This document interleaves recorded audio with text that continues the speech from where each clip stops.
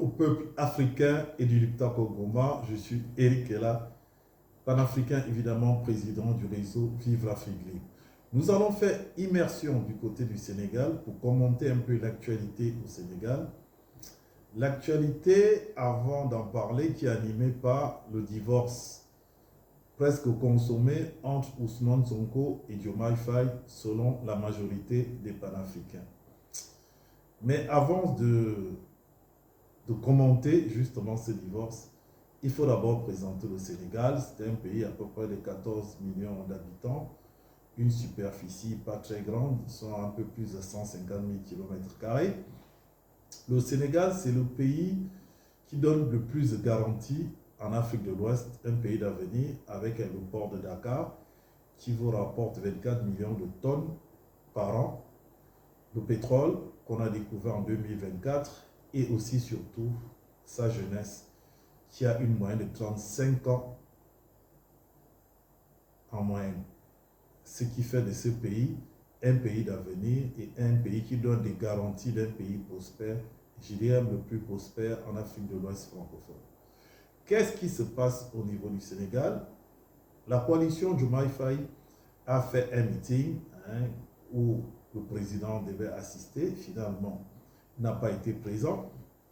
Et ce meeting devait montrer la démonstration de force, la force de mobilisation de cette coalition qui, à travers ses dirigeants et les partisans de Diomaye Faye, fait un peu concurrence au PASTEF.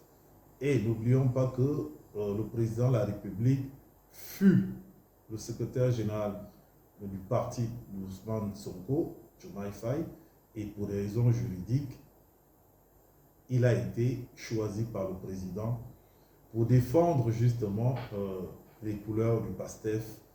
Et nous constatons depuis son émergence au pouvoir que les visions ne coïncident plus. Ousmane Sonko est plus panafricain.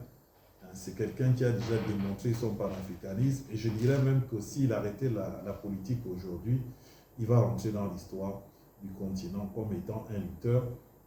Et Diomaye Faye, lui, il flirte plutôt avec les aspirations de l'Occident, ce qui est en contradiction avec le projet de son parti et les aspirations de son parti. Beaucoup trouvent en cela le divorce entre les deux partis. Pour moi, ma lecture, elle est peut-être naïve, c'est une stratégie politique qui permet au Sénégal de pouvoir travailler en paix.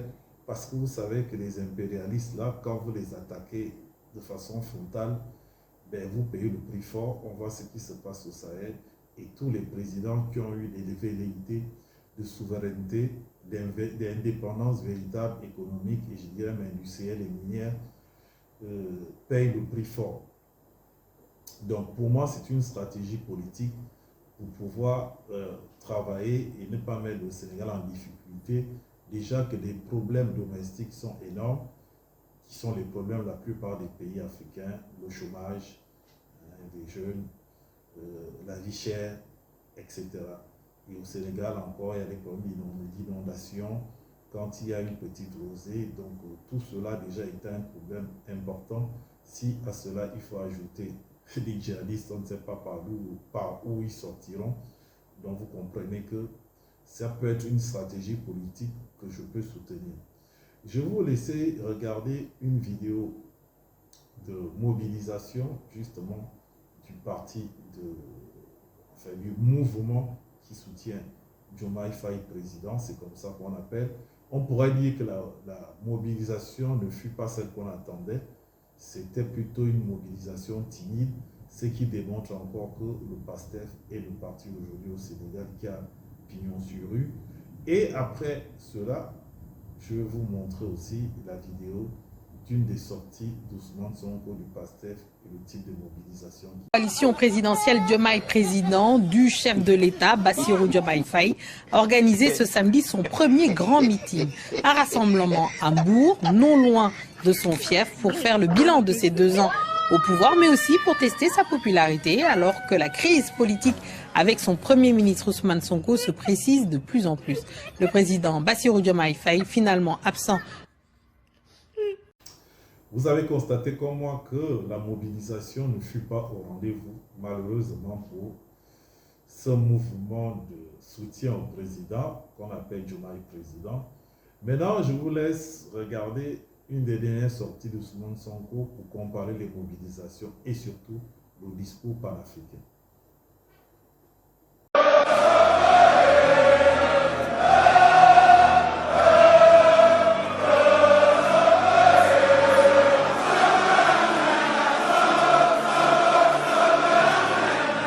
Chers compatriotes, frères et sœurs de douleur et d'espérance, familles endeuillées dont le cœur saigne encore, anciens détenus politiques dont l'esprit n'a jamais été capturé, blessés courageux qui portaient dans votre chair la vérité de notre histoire.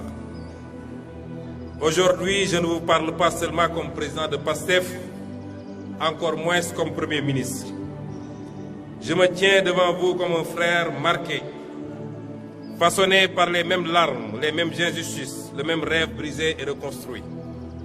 Nous sommes réunis pour honorer ceux qui ne reviendront plus, ceux dont les rires ont été